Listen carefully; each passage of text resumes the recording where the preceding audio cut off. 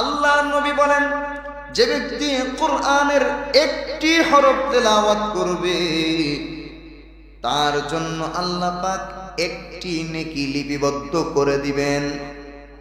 সুবহানাল্লাহ বলেন।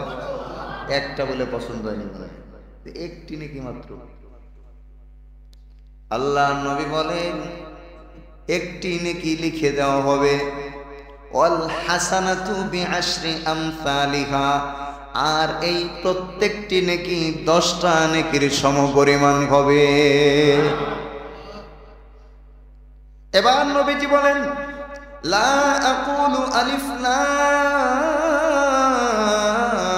মিম হারফুন, আমি এটা বলছি না যে আলিফ লাম মিম পুরাটাই একটা হরফ, আমি এটা বলছি না।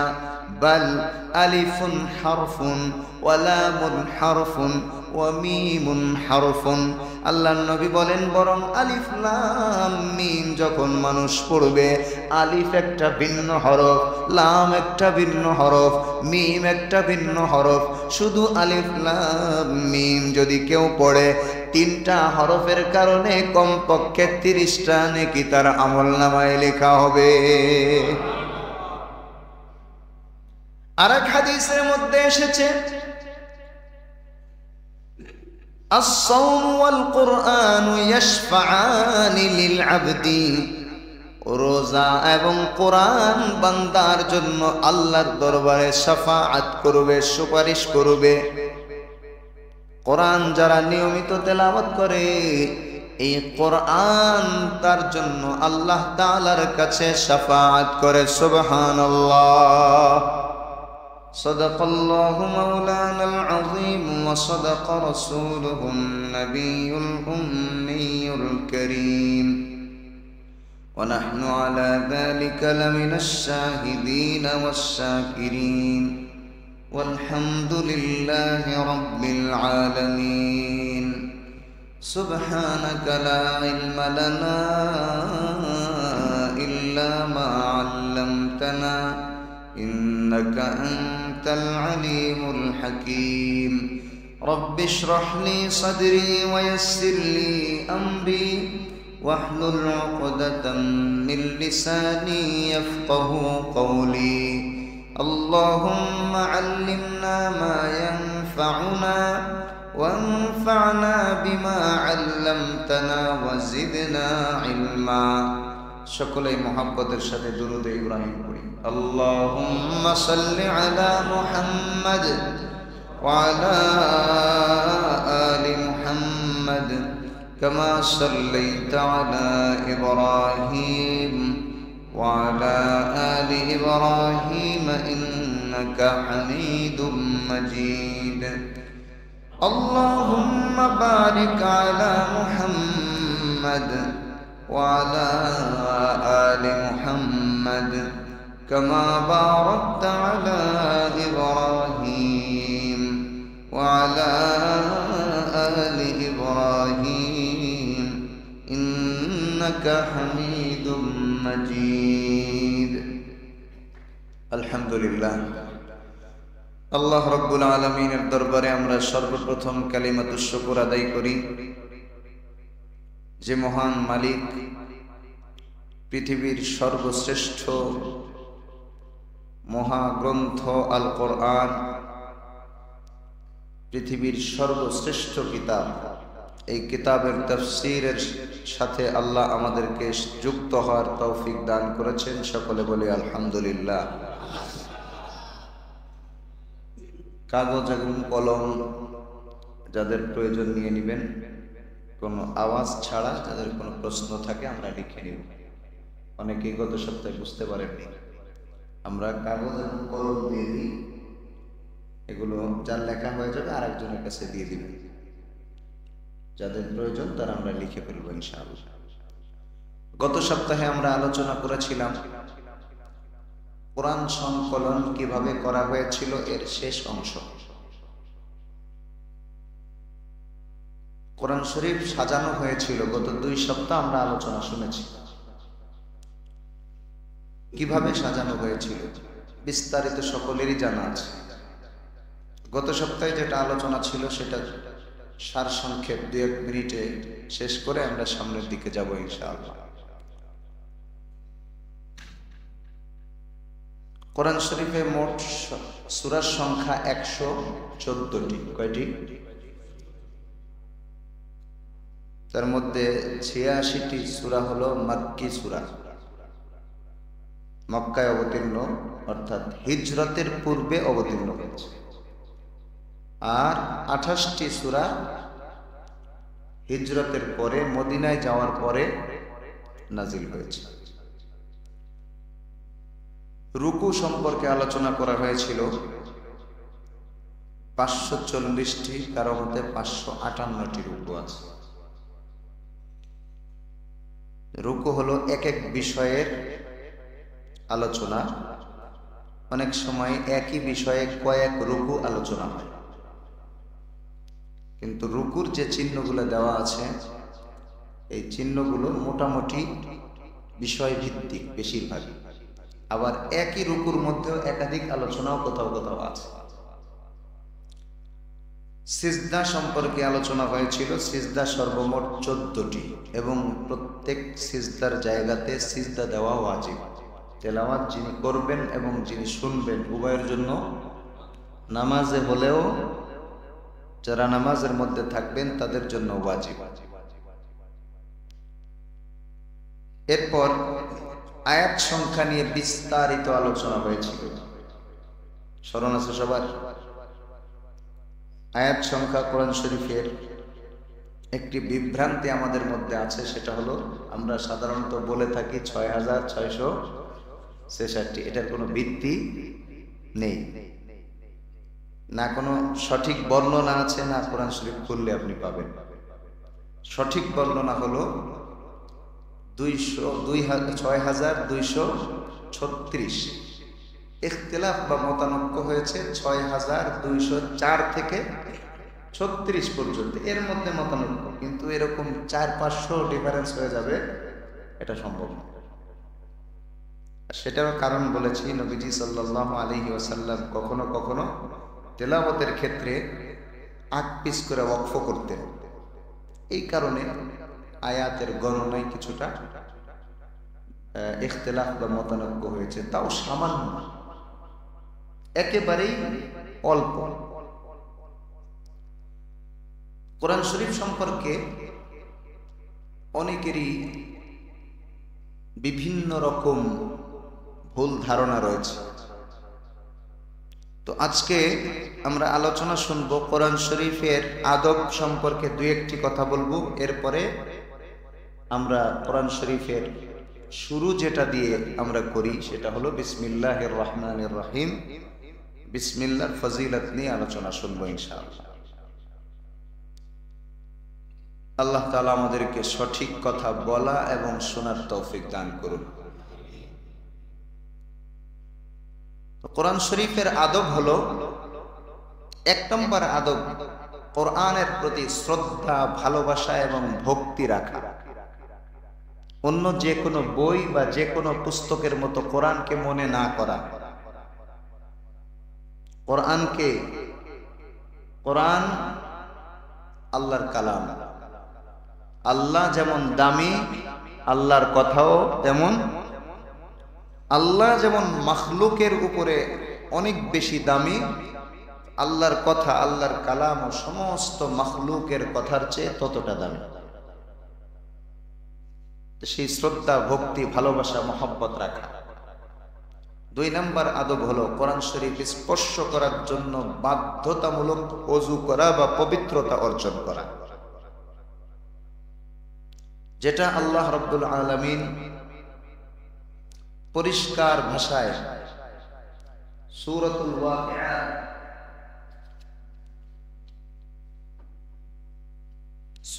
ওয়াকিআ 79 নম্বর আয়াতের মধ্যে বলেছেন। কোন নম্বর আয়াত?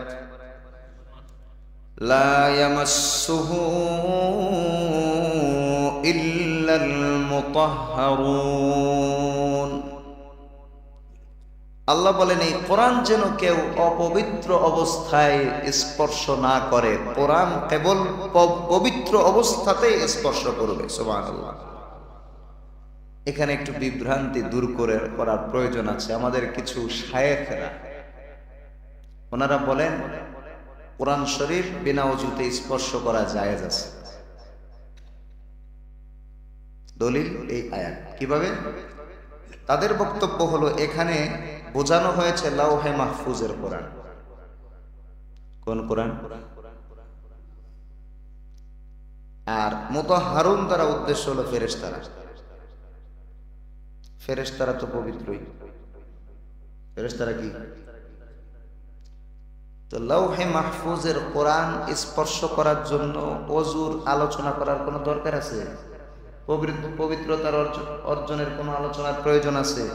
ফেরেশতারা কি বিনা ওযুতে থাকে কখনো?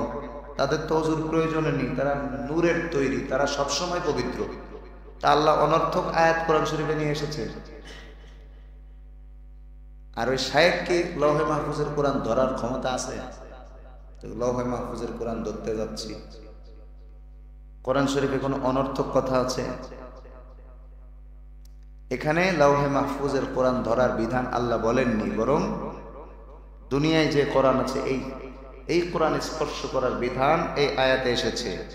যদি কারো বুঝতে অসুবিধা হয় তাহলে পরিষ্কার হাদিস রয়েছে তিরমিজি শরীফে, রাসূল করিম সাল্লাল্লাহু আলাইহি ওয়াসাল্লাম প্রত্যেক এলাকায় গভর্নরদের কাছে চিঠি পাঠিয়ে দিয়েছেন। আল্লাহর নবীকে এই মর্মে চিঠি পাঠিয়েছেন, লা ইয়ামাসসুল কুরআনা ইল্লা তাহির। এই গভর্নররা তোমরা এটা প্রচার করে দাও পুরো এলাকার মধ্যে, কেউ যেন বিনা ওযুতে কোরআন শরীফ স্পর্শ না করে। কোরআন শরীফের কোন আয়াতের মধ্যে যদি একাধিক অর্থ নেওয়ার সুযোগ থাকে, ওই জায়গায় হাদিসের দিকে তাকাতে হয়। হাদিসের মধ্যে যদি এটার ব্যাখ্যা থাকে তাহলে নতুন কোনো ব্যাখ্যার প্রয়োজন হয়। আল্লাহর নবী যদি স্পষ্ট কোনো ব্যাখ্যা করে দেন, ওই আয়াতের ব্যাখ্যা নতুন ভাবে করার কোনো অধিকার কারো থাকে না। কারণ সবচেয়ে বড় মুফাসসির কে? মুহাম্মাদুর রাসূলুল্লাহ সাল্লাল্লাহু আলাইহি ওয়াসাল্লাম।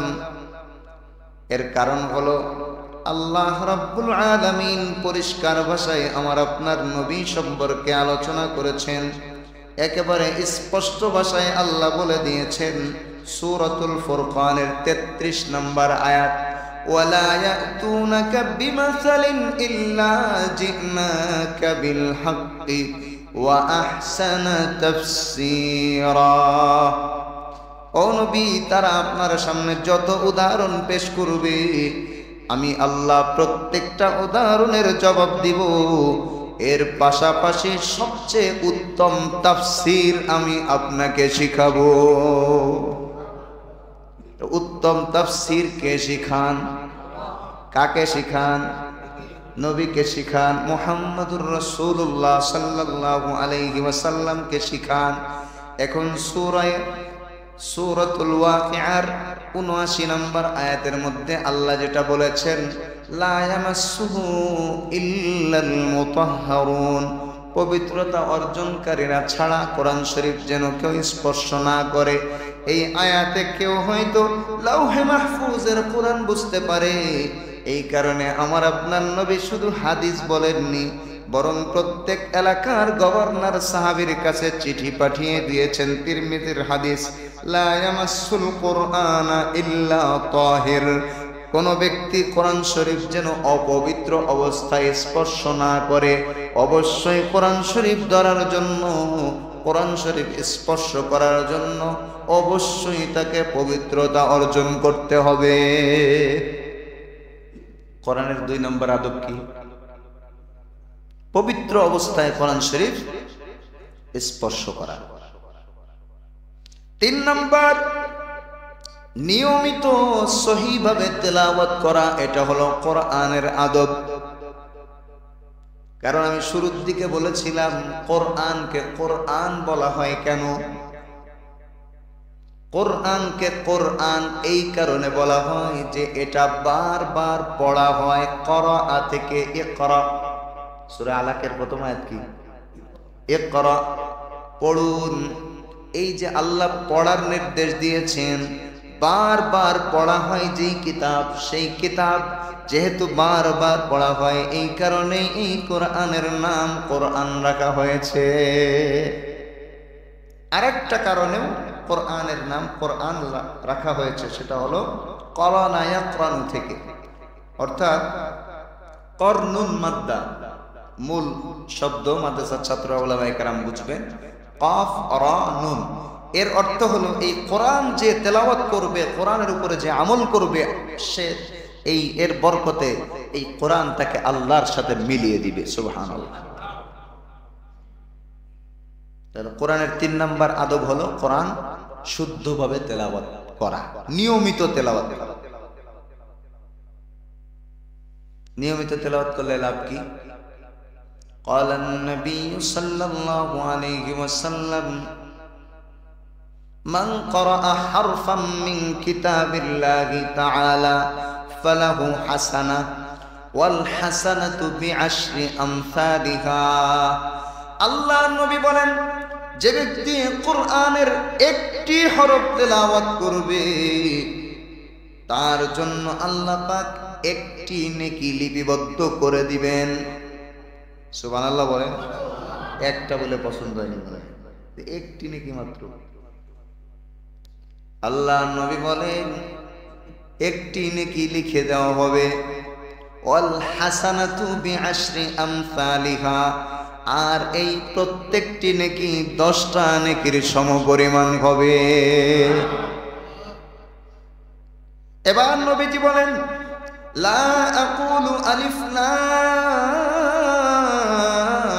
মিম হারফুন, আমি এটা বলছি না যে আলিফ লাম মিম পুরাটাই একটা হরফ, আমি এটা বলছি না। বাল আলিফুন হারফুন ওয়া লামুন হারফুন ওয়া মিমুন হারফুন। আল্লাহর নবী বলেন বরং আলিফ লাম মিম যখন মানুষ পড়বে, আলিফ একটা ভিন্ন হরফ, লাম একটা ভিন্ন হরফ, মিম একটা ভিন্ন হরফ। শুধু আলিফ লাম মিম যদি কেউ পড়ে, 3টা হরফের কারণে কমপক্ষে 30টা নেকি তার আমলনামায় লেখা হবে। আরেক হাদিসের মধ্যে এসেছে, আস-সাওম ওয়াল কুরআন ইয়াশফাআনি লিল আবদি, রোজা এবং কোরআন বান্দার জন্য আল্লাহর দরবারে শাফাআত করবে, সুপারিশ করবে। কোরআন যারা নিয়মিত তেলাওয়াত করে, এই কোরআন তার জন্য আল্লাহ তাআলার কাছে শাফাআত করে। সুবহানাল্লাহ। লাভ আছে না পড়লে নাকি না পড়লে? আপনারা যারা তাফসীরের জন্য এসেছেন অবশ্যই কোরআনকে মহব্বত করেন, করেন কিনা? তাহলে কোরআনকে মহব্বত করার প্রমাণ আমি আরো 2 সপ্তাহ আগে বলেছিলাম, 6 মাস সময়। যদি আপনি বাস্তবেই কোরআনকে মহব্বত করেন, যেভাবেই হোক নিজে কোরআন শরীফ সহি শুদ্ধ তেলাওয়াত শিখবেন এবং তেলাওয়াত করবেন, পারবেন তো ইনশাআল্লাহ? পারবেন তো ইনশাআল্লাহ? ও বন্ধু, আপনার কাছে এটা কঠিন মনে হয়, অথচ হাফেজে কোরআন যারা হয়েছে, একবার 2বার তেলাওয়াত করে হাফেজ হওয়া যায় না। ফজরের 1.5 ঘন্টা 2 ঘন্টা আগে যখন সমস্ত মানুষ গভীর ঘুমে আচ্ছন্ন থাকে, এই ছোট্ট ছোট্ট বাচ্চারা শীতকালে ঠান্ডা পানি দিয়ে ওযু করে কাঁপতে থাকে। এই দৃশ্য আপনারা যদি দেখেন বুঝতে পারবেন। ছোট্ট ছোট্ট কোরআনের পাখিরা আল্লাহর কোরআনের মহব্বতে ওযু করে আসে, বিনা ওযুতে একটা বাচ্চাও কোরআন শরীফ পড়তে বসে না। আপনি তো ফজরের নামাজ পড়বেন, গরম পানির অভাবে আপনি নামাজও অনেক সময় পড়েন না, খেয়ে ঠান্ডা পানি দিয়ে ওযু করবেন। বাসায় আপনি আদেশ করেন, যাও গরম পানি করে নিয়ে আসো, অথবা নিজে নিজে চুলা বা হিটারে গরম করেন। বাংলাদেশে হাজার হাজার মাদ্রাসার ছাত্ররা, লক্ষ লক্ষ ছাত্র আছে, এই কঠিন বরফের মতো ঠান্ডা যখন পড়ে, শেষ রাত্রে আল্লাহর কালাম তেলাওয়াত করার জন্য কাঁপতে কাঁপতে বাথরুমে যায়, ওযুখানায় যায়, ওযু করে আবার বের হয়ে আসে, আবার কাঁপতে থাকে। জ্যাকেট গায়ে দেয়। আবার অনেক গরিব বাচ্চারা আছে, ভালো দামি জ্যাকেটও তাদের নাই, শীতের পোশাক নাই। ওই অবস্থায় পুরাতন বা সাধারণ কোনো একটা কাপড় জড়িয়ে আল্লাহর কোরআন পড়ার জন্য এই ফজরের 1.5-2 ঘন্টা আগে মাদ্রাসায় বসে যায়। হাফেজে কোরআন কি এমনি এমনি হয় না। একজন হাফেজে কোরআনের মর্যাদা যদি সাধারণ মানুষ বুঝতো, একজন হাফেজে কোরআনের মর্যাদা যদি সাধারণ মানুষ বুঝতো, তাহলে মানুষেরা রাস্তা দিয়ে হাঁটতে পারতো না। মানুষেরা হাফেজদের সম্মান করার জন্য লাইন দিয়ে দাঁড়িয়ে থাকতো। আমাদের এলাকায় কোনো এমপি মন্ত্রী বা বড় কোনো অফিসার আসলে আমরা সম্মান দেখাই, অভ্যর্থনা জানাই। আরে 3 টাকার একজন মন্ত্রী, তাকে আমরা কত সম্মান দেই। আর একজন হাফেজে কোরআন জান্নাতে 6236 তলা বিল্ডিং এর মালিক হবে। সুবহানাল্লাহ। এমনি এমনি হবে না। আল্লাহর কোরআন বড় কষ্ট করে হেফজ করেছে, মুখস্থ করেছে। যখন সারা দুনিয়ার মানুষ ঘুমায়, তখন এই ছাত্ররা ঠান্ডা পানি দিয়ে ওযু করে। গরমকালেও যদি বারবার ওযু করতে হয়, আরাম লাগে নাকি কষ্ট হয়? বলেন তো কষ্ট হয় কিনা?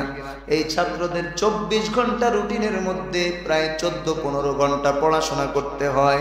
14-15 ঘন্টা পড়তে গেলে অনেকবার ওযু করতে হয়, অনেকবার পানি ধরতে হয়। বাচ্চাদের বেশিরভাগ ঠান্ডা লেগেই থাকে, ঠান্ডা লেগেই থাকে। এত কষ্ট করার পরে একটা ছেলে হাফেজ হয়। আর আমরা তো হাফেজ হব না, শুধুমাত্র দেখে দেখে তেলাওয়াত শিখবো, যেটা হাফেজ হওয়ার আগেই ছাত্ররা এই কাজটা করে।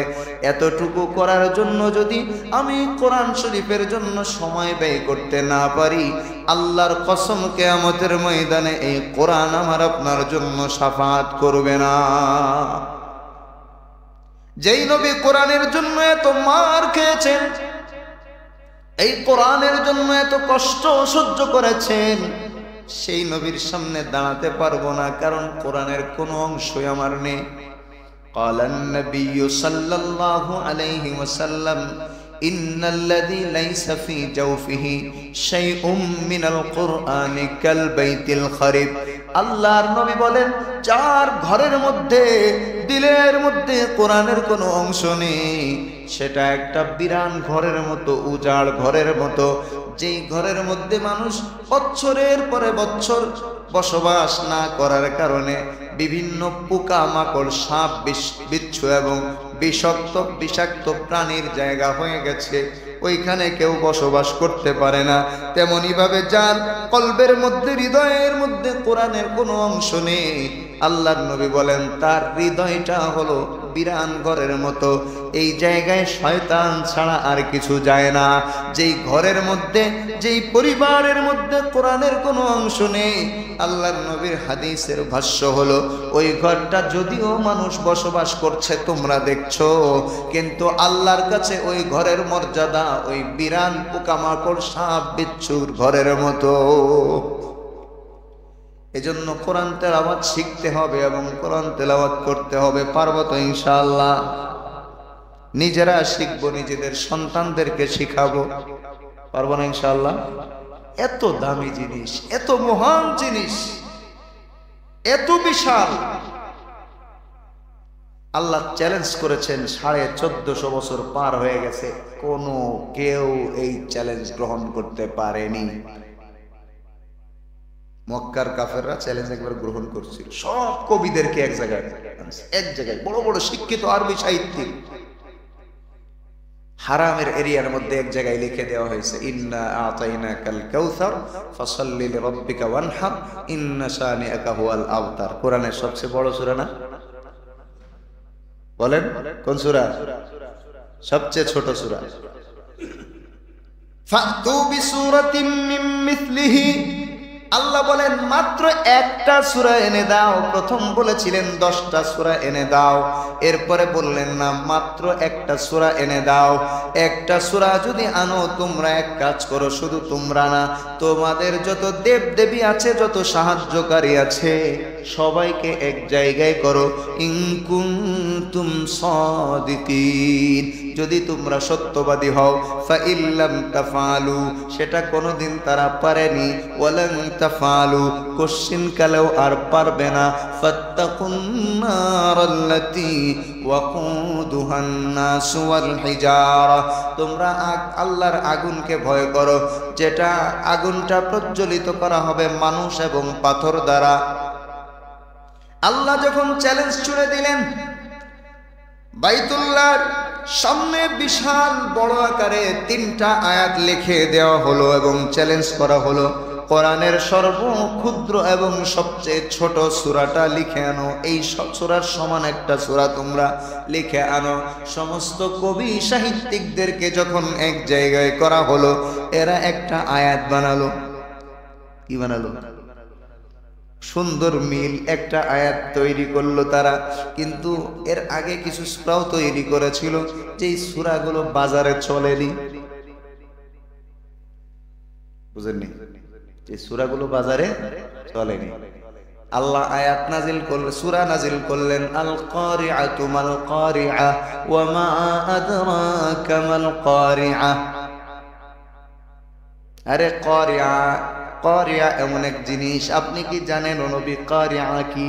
কারিআ হলো ইয়াউমা ইয়াকুনুন নাসু কাল ফারাশিল মাবথুস, ওই দিন, যেই দিন এমন ভয়ঙ্কর অবস্থা হবে, মানুষগুলা তুলার মতো, খড়কুটার মতো উঠতে থাকবে। এবার ওরা বানাইছে, ওরা কি বানালো জানেন? আল ফিল মাল ফিল ওয়া মা আদরাকা মাল ফিল লাহু খুরতুমুন তাবিল। শুনতে তো ভালোই শোনা যায়, মিল আছে, মিল আছে না? কিন্তু ওরা আবার হাসতেছে, আরে অর্থ কি হলো? হাতি হলো এমন জিনিস, তুমি কি জানো হাতি কি? হাতি কি? হাতি হলো এমন এক প্রাণী যেটার লম্বা একটা সুর আছে। পরে চিন্তা করলে যে হাতির রচনা হয়ে গেল, কোরআন তো আর হয় না। কোরআন কি কোনো রচনার নাম? বলেন। এই ছোটবেলায় আমরা এসএসসিতে গরুর রচনা, এইসব রচনা অনেকে দিচ্ছেন না পরীক্ষায় বা বিভিন্ন লেখায়। তো গরুর রচনার জায়গায় হাতির রচনা, আর কিছু তো না, পার্থক্য আছে। কিন্তু কোরআন শরীফে কি এরকম অর্থ? কোরআনের যে মহত্ব, পৃথিবী এই চ্যালেঞ্জ গ্রহণ করতে পারেনি। কিন্তু সূরা কাউসারে একটা আয়াত নিচে লিখে দিয়েছে কাফেররা। একটি আয়াত কি করছে? নিচে লিখে দিয়েছে। কিভাবে? ইন্না আতাইনাকাল কাউসার ফাসাল্লি লিরাব্বিকা ওয়ানহার ইন্না শানিআকা হুয়াল আবতার। এবার নিচে ওরা লিখছে লাইসা হাযা মিন কালামিল বাশার। মিলছে না? মিলছে। কিন্তু অর্থ হলো এটা কোনো মানুষের কথা হতে পারে না। সুবহানাল্লাহ। তো আসতে কেন? সমস্ত কবি সাহিত্যিকরা নিজেদেরকে সারেন্ডার করল কোরআনের সবচেয়ে ক্ষুদ্র, সবথেকে ছোট্ট একটা সূরার সামনে, যেই সূরা আমাদের 3 বছর 4 বছরের বাচ্চাদেরও মুখস্থ থাকে। থাকে কিনা? এই ছোট্ট একটা সূরার মোকাবেলা তারা করতে পারেনি। আর আল্লাহর কালাম যেহেতু আল্লাহ অনেক দামি বানিয়েছেন, এত মহান, এত বিশাল কিতাব, এই কিতাবের মোকাবেলা আজ পর্যন্ত কেউ করতে পারেনি। সুতরাং মুসলমান, আমরা মুসলমান হয়েও যদি এই কোরআনকে নিজেদের বুকে ধারণ করতে না পারি, তাহলে আমাদের চেয়ে বড় কপাল পোড়া আর কেউ হবে না। কোরআনের 3 নম্বর আদব হলো শুদ্ধভাবে নিয়মিত তেলাওয়াত করা। মনে আছে না? তার ফজিলত বলেছি। 1 নম্বর ফজিলত হলো প্রত্যেক হরফে 1 নেকি, আর প্রত্যেক নেকি 10 নেকির সমপরিমাণ। 2 নম্বর, কোরআন মানুষের জন্য আল্লাহর কাছে শাফাআত করবে, এই শাফাআত আল্লাহ কবুল করবে।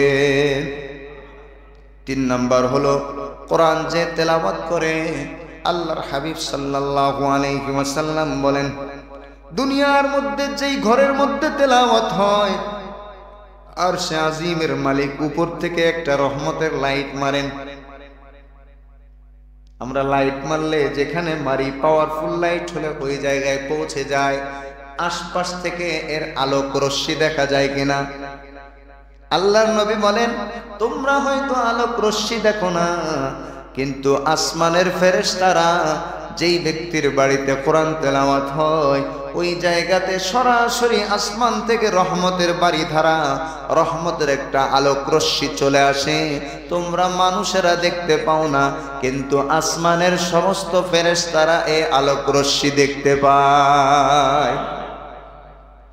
লাভ আছে না লস? পারবো তো তেলাওয়াত শিখতে ইনশাআল্লাহ। কোরআনের হক হলো 40 দিনে একটা খতম দেওয়া। 40 দিনে এক খতম, এটা হলো কোরআনের হক। বছরে কয় খতম দিই আমরা? বরং আগে পুরস্কার করে। হ্যাঁ, ইমাম আবু হানিফা 2 রাকাতে এক খতম পড়তো। নাউজুবিল্লাহ, নাউজুবিল্লাহ, শ্রোতারাও বলে নাউজুবিল্লাহ। উনি ইস্তেনজায় যেত না, তোমার মতো পেট খারাপ ছিল না? ইমাম আবু হানিফার কি তোমার মতো পেট খারাপ ছিল? আরে ওনাদের খাবারই ছিল কোরআন। ওনাকে আমাদের মতো এরকম পেট ভরে খেতেন? ওনাদের খাবারই ছিল কোরআন। আল্লাহর সাথে কথা বলতে বলতে সময় পার করে দিতেন। কোরআন মানে কি? আল্লাহর সাথে কথা বলা, যেটা আমি বলতে যাচ্ছিলাম। 4 নম্বর ফজিলত হলো কোরআন তেলাওয়াত করা মানে সরাসরি আল্লাহর সাথে কথা বলা। সুবহানাল্লাহ। আমরা তো শুধু আল্লাহর কাছে চাই, কিন্তু সরাসরি আল্লাহর সাথে কথা বলার মজা, এটা দরকার আছে কিনা বলেন? এটা পৃথিবীর কোন উম্মত পেয়েছে? 2-1 নবীকে আল্লাহ দান করেছেন মাত্র আল্লাহর সাথে কথা বলার সৌভাগ্য। 2-1 নবীকে আল্লাহ দান করেছেন, কোন উম্মত পায়নি। একমাত্র উম্মতে মুহাম্মাদীকে আল্লাহ দান করেছেন, যেই উম্মতে মুহাম্মাদী সরাসরি কোরআন তেলাওয়াতের মাধ্যমে রব্বুল আলামিনের সাথে কথা বলেন। সুবহানাল্লাহ। কিভাবে কথা হয়? সূরাতুল ফাতিহার তাফসীরের মধ্যে আপনারা শুনবেন ইনশাআল্লাহ। প্রত্যেকটা আয়াতে আল্লাহ জবাব দেন, প্রত্যেকটা শব্দের মধ্যে রব্বুল আলামিন সরাসরি বান্দার সাথে কথা বলেন। সুবহানাল্লাহ। কোরআনের মর্যাদা আমরা বুঝতে পারিনি, তাই আমাদের কাছে এটার গুরুত্ব কম। কত উম্মত আফসোস করে। সামনে আসতেছে বিসমিল্লাহর মধ্যে আলোচনা। তো কোরআনের অনেক ফজিলত, অনেক আদব রয়েছে, যেগুলো অর্জন করা আমাদের দরকার।